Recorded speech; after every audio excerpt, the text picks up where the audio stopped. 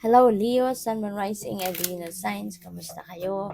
Sana po'y nasa mabuti kayong kalagayan. Welcome back po sa Star Tarot.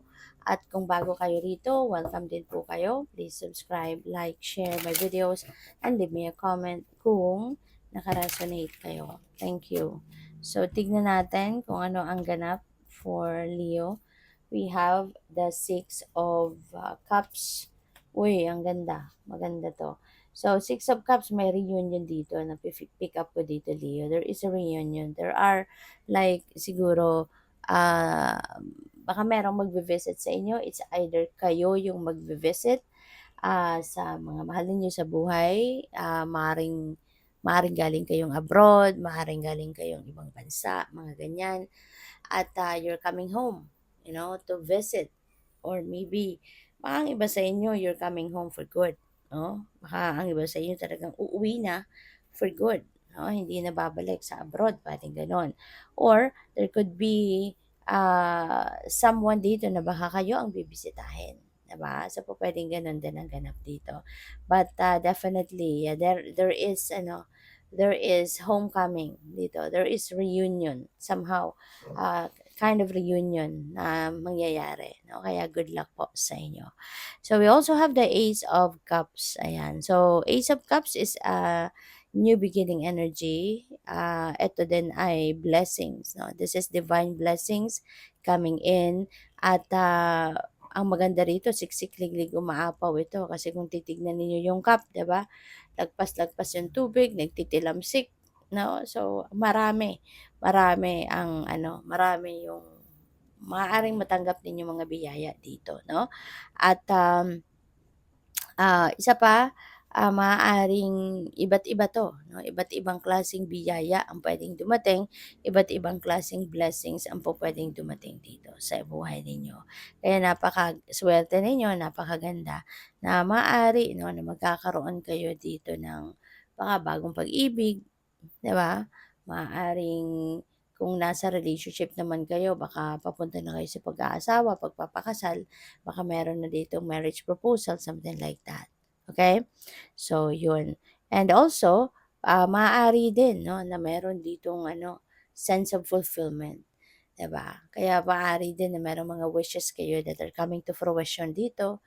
'Di ba? Maaaring meron kayong mga heart's desires na ibibigay na yan sa inyo ng universe. So, congrats and good luck. With the tower energy, there is a massive change na pwedeng mangyari. Okay? There is a slight shake up na mangyayari sa buhay mo to change the course of your life.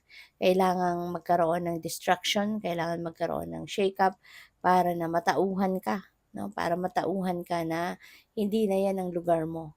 Hindi na 'yan yung mundo na dapat na kinabibilangan mo, 'di ba? Pampagising 'yan sa iyo ng universe. And this change is going to bring you towards your destiny. Okay? Kaya sa una po pwede talaga ma-overwhelm ka, magulat ka, maano ka, ma ang tawag dito, maguluhan ka, pero at the end of the day, that is going to bring you towards the path kung saan doon ka nararapat, doon ka nababagay at this point. Okay? So, depende yan sa inyong sitwasyon. Pwedeng relationship ang magbabago, pwedeng dynamic sa pamilya, pwedeng career, depende.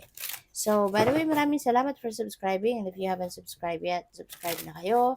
And also, maraming salamat for not skipping the ads. Malaking bagay po yun sa akin. Thank you. And also, please click the join button sa baba ng video kung gusto po ninyo na mag-join sa membership. Okay? So, tingnan natin.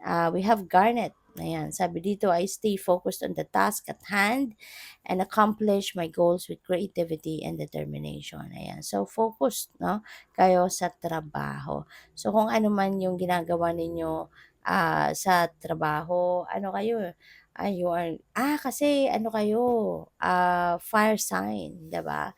So, yung mga fire signs talagang focused, 'di ba? Determined, focused, kung ano man ang ginagawa nila, talagang binubuhos nila diyan yung oras, no?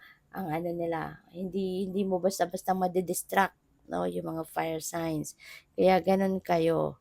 'di ba? Gagawin ninyo ang lahat para ma-accomplish ninyo 'to with flying colors, 'di ba? You are working also, towards perfection, 'no? Kaya yun ang ganap, 'no, ni Leo. And sabi dito, stop procrastinating, okey? Walang ano, wala na dapat na pagdadalawang isip, 'no? Kung meron kayong naisip gawin, go for it, okey? Go for it, gawin mo agad, simulan mo agad. Increase motivation, maintain focus, determination, and success, and stay grounded, no, and focused. Walk the path to creative success. Ayan, kasi sigurado, 'di ba? Talagang gagawin mong lahat para ma-achieve mo 'yan. Kasi ano kayo, meron kayong go-getter attitude. You're very determined, focused, and you're not going to allow anything or anyone to get in your way, 'di ba? Kaya sigurado na mapagtatagumpayan mo kung ano man yung gusto mong gawin.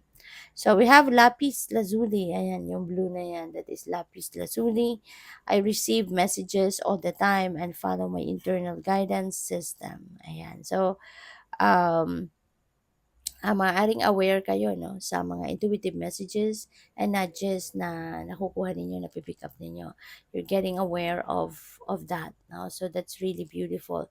Kasi kumbaga naaano ninyo, na tawag diyan, napi-pick up ninyo yung mga mensahe para sa sa'yo ng Divine Universe, which is really, really beautiful. Sabi dito, activate intuition. Alright? Activate intuition, be a clear channel, access the Akashic records, stay grounded, feel protected and safe, promote clarity in dream time. Ayan. So your intuition, no, will be very active talaga at this time. And tulad ng sinabi ko kanina, mabilis ninyong mapipick up, no, kung ano man ang mga mensahe sa iyo ng universe, mabilis ninyong mapipick up 'yan. Kaya ang importante, remain grounded, okey? At kung kunyari nakakapansin kayo na parang nawawala kayo sa wisyo, nawawala kayo sa balanse, aksiyunan niyo agad, 'no, bawi kayo agad, gawin ninyo agad, 'no, kung papaano kayo, I mean, makakapag-ano, kung papaano kayo anong tawag dito, kung papaano kayo makakabalik, 'di ba, sa balanse, yun agad ang aksiyunan ninyo. And one way that you can, effectively do that is yung meditation, you know? Kapag nagme-meditate tayo, ah, nare-relax tayo, 'no? Mabilis makapagpa-relax ng senses natin yung meditation, even if it's just few minutes, 'no? Kung kunyari bago kayo sa meditation, you've never done that before, try 1 minute or 2 minute long na meditation. And dito sa YouTube, ang dami-dami ditong resources na pwede ninyong matignan. I-search nyo lang meditation at marami na dyan ang lalabas na pwede ninyong mapagpilian kung papaano ninyo o kung ano yung puwedeng gawin ninyong magiging komportable kayo.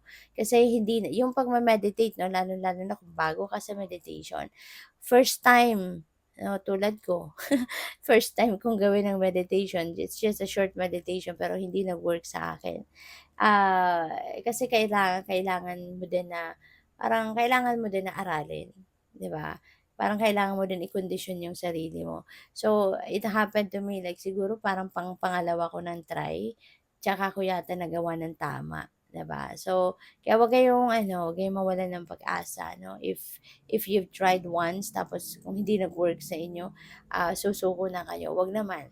Kasi kapag nagamay mo na, you can do that every day, you can do that many times a day, kasi it really relaxes your body, your mind, at saka yung puso mo, 'di ba, nare-relax siya. And it really helps a lot, 'no? It really helps a lot. Kaya pagtiyagaan ninyo, okay? So, good luck. Thank you for watching. Love and light. Namaste.